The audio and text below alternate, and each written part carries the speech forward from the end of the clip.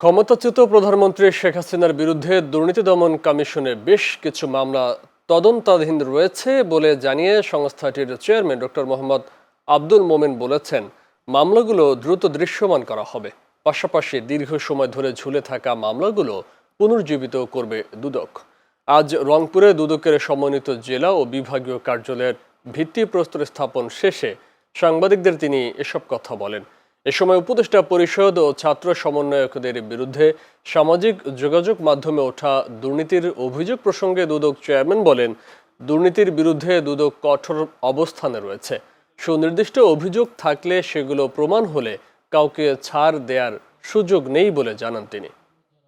আমরা প্রথমত আমাদের বেশ কিছু পুরনো মামলা আছে, নতুন মামলাও আসছে। আমরা পুরনো অনেক মামলা বিভিন্ন কারণে ধামাচাপা অবস্থায় ছিল, এগুলি আপনারা জানেন, এই কারণে আমি ব্যাখ্যা করতে চাই না। আমরা সেই মামলাগুলিকে পুনরুজ্জীবিত করার চেষ্টা করে যাচ্ছি এবং নতুন যে মামলাগুলি আছে সেগুলি আমরা দেখছি।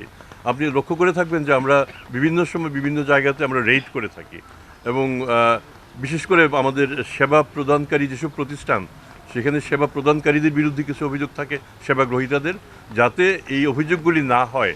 আমরা কিন্তু কাউকে শাস্তি দেওয়ার জন্য আমাদের উদ্দেশ্য এটা করা না।